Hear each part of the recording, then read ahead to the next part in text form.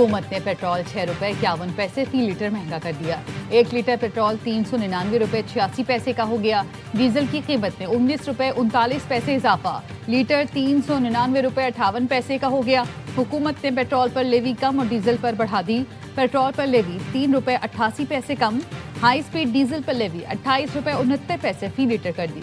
Petrol dealers की हड़ताल की खबरें बेबुनियाद करार। ओगरा ने वाजे कर दिया कि सोशल मीडिया पर पेट्रोल पंप्स की बंदिश की खबरों में कोई सदाकत नहीं।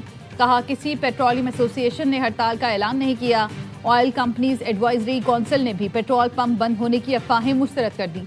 पेट्रोल पंप ओनर्स एसोसिएशन ने भी 5 मई तक हड़ताल की खबरों की तरदीद कर दी।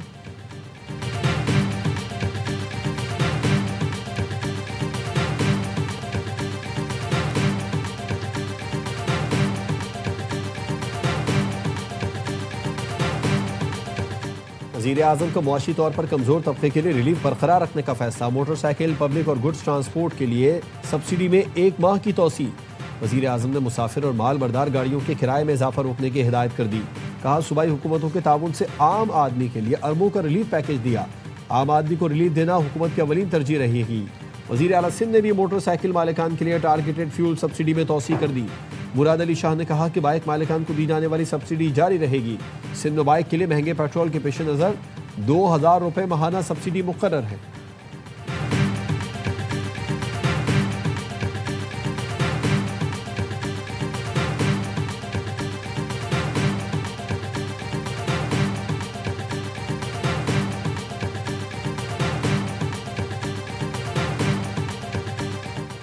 ईरान मुआहदा करने के लिए बेचैन है। ईरान बहुत बुरी हालत में है। उनके लीडर्स को ख़त्म कर दिया, उनकी मैशत तबाह हो रही है।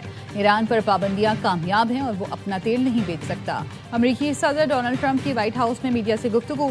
कहा मैं और चंद दूसरे लोग ईरान के साथ मुज़ाकरात की तफसीलात जानते हैं। अमरीकी नाकाबंदी के बायस ईरान तेल से पैसा नहीं कमा पा रहा। ईरान में ऑपरेशन ख़त्म होने के बाद तेल की कीमतें गिर जाएंगी। ईरान की 90% मिसाइल फैक्ट्रियाँ और जौहरी सलाहियत तबाह कर दी। ईरान की फीफा वर्ल्ड कप में शिरकत पर कोई एतराज़ नहीं। सदर ट्रंप का फिर पाक भारत जंग रुकवाने का तस्करा। कहा पाक भारत जंग में 11 तैयारे गिराए गए। वज़ीर आज़म शहबाज शरीफ ने कहा मैंने जंग रुकवाकर करोड़ों जिंदगियां बचाई।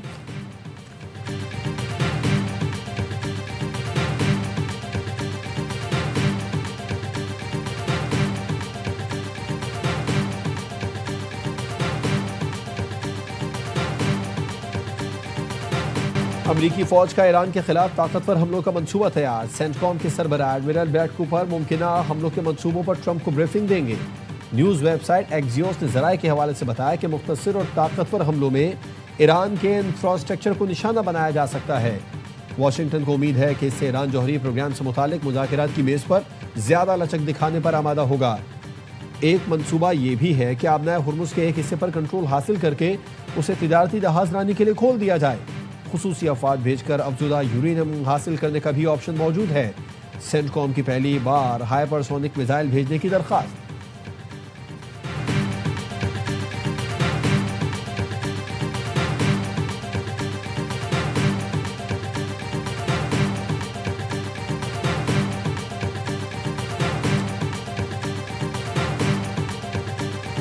अमेरिका ने नई जारियत की तो जवाब फौरी और दर्दनाक होगा। पासदारान इनकलाब ने खबरदार कर दिया। पासदारान एरोस्पेस फोर्स के कमांडर माजिद मसूवी ने कहा आपके फौजी अड्डों का अंजाम देख लिया, तैयारा बरदार जहाज़ों की किस्मत भी देखेंगे। ईरानी सुप्रीम लीडर के मुशीर मोहसिन रजाई ने कहा अमेरिका दोबारा जंग शुरू करता है तो उसके लिए तबाहकुन होगा। जंग फिर छिड़ी तो मरकज इस्फहान के करीब और मुल्क का मगरबी हिस्सा होगा। ज़मीनी हमले की कोशिश में दुश्मन के फौजियों की बड़ी तादाद कैदी बनाने के लिए तैयार है। नाकाबंदी जारी रही तो फिर भरपूर जवाब देंगे।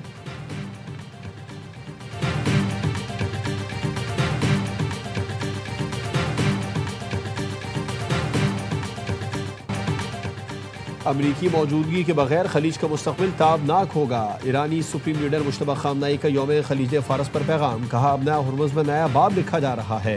आबी गुजरगाहों का तहफ़्फ़ुज़ यकीनी बनाएंगे। हज़ारों किलोमीटर दूर बैठकर फसाद बर्पा करने वाले गैर मुल्कियों की जगह खलीज फ़ारस के पानियों की तह के सिवा कहीं और नहीं। अमरीकी फ़ौजी अड्डे खुद अपना तहफ़्फ़ुज़ नहीं कर सकते, इनसे हिफाजत की उम्मीद नहीं रखनी चाहिए। ईरान अब नया हुर्मुज़ का कंट्रोल संभाल कर खलीज फ़ारस को महफूज बनाएगा।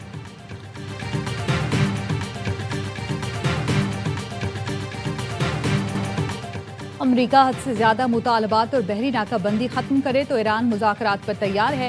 ईरानी सदर की जापानी वजीर आज़म से गुफ्तगू।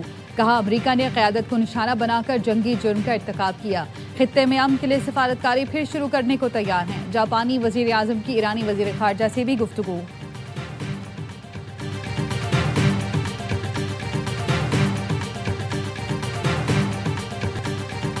आबनाए हुर्मुज़ में कशीदगी के आलमी मईशत पर असरात पड़ रहे हैं। पाकिस्तानी जहाज़ों की महफूज आमदरफ्त पर जोर देता है। हम आबनाए हुर्मुज़ पौड़ी खोलने के मुतालबे से मुत्तफ़िक हैं। तर्जुमान दफ्तर ख़ारजा ताहिर हुसैन अंद्राबी ने मीडिया ब्रीफिंग में कहा मुज़ाकरात का सिलसिला रुका नहीं। अमरीका और ईरान से सिफारती राबते बरकरार हैं। तनाज़ा मुज़ाकरात से हल कराने की भरपूर कोशिश कर रहे हैं। तर्जुमान ने कहा काबुल में पाकिस्तानी नाज़िम उल उमूर को मुलाकात के लिए बुलाया गया था। डिमार्च की बात अफगानिस्तान की जानिब से प्रोपेगेंडे का हिस्सा है।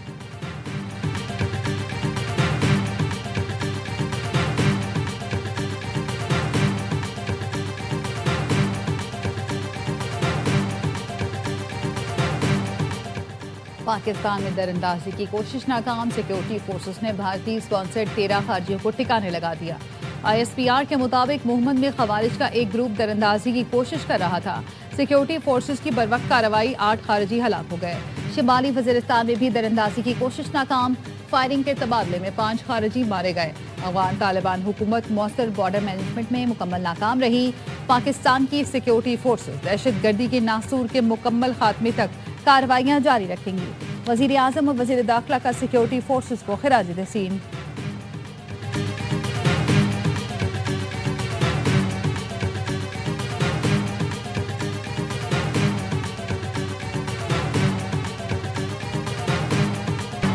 पाकिस्तान के बहरी दिफा में अहम संग मील। पाक बहरिया की पहली हंगोर क्लास आबदोज की चीन में कमीशनिंग। ISPR के मुताबिक सदर जरदारी तकरीब के मेहमान खुसूसी थे।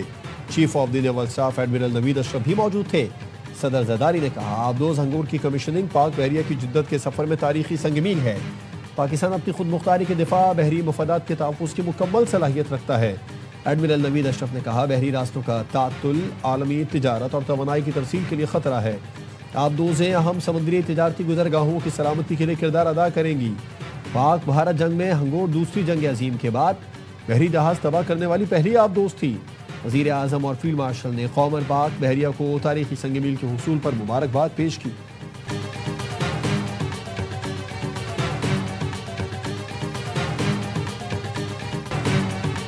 और आज 1 मई को पाकिस्तान समेत दुनिया भर में मजदूरों का दिन मनाया जाएगा। यौम मजदूर मनाने का मकसद उन अफराद को खिराज तहसीन पेश करना है जो खामोशी से मुआशरों को हरकत में रखते हैं। ये दिन एक अहद है कि मजदूरों के हुकूक, इज्जत और फलाह को यकीनी बनाया जाए। यौम मजदूर पर मुल्क भर में सेमिनार, जलसे, जुलूस और रैलियां निकाली जाएंगी। शिकागो के मेहनत कशों को खिराज अकीदत पेश किया जाएगा जिन्होंने 1886 में हुकूक के लिए जानों की कुर्बानी दी थी। 190 मिलियन पाउंड केस की इस्लामाबाद हाई कोर्ट में समाअत। बैरिस्टर सलमान सफदर ने दलाइल में कहा अदालती हुक्म के बावजूद बानी से मुलाकात में बुशरा बीबी से नहीं मिलने दिया गया। बानी ने बताया डॉक्टर्स के मुताबिक उनकी आंख अब ठीक नहीं हो सकती। डॉक्टर की एडवाइस के बावजूद बुशरा बीबी को अस्पताल में नहीं रखा गया। मियाँ बीवी दोनों की दाएं आंखें ही खराब हो गईं। जेल हुकाम से पूछा जाए मियाँ बीवी को कैद तन्हाई में क्यों रखा गया।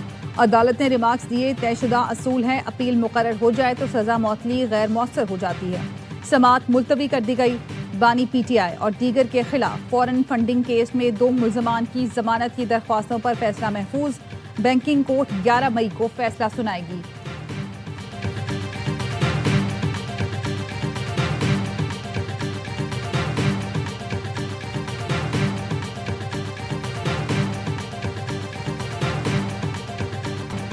गजा इमदाद ले जाने वाले ग्लोबल स्मूथ फ्लोटिला को इजरायली फौजी कश्तियों ने रोक दिया। अरब मीडिया के मुताबिक मुतादिद कश्तियों को घेर कर इमदादी कारकुनान को हिरासत में ले लिया।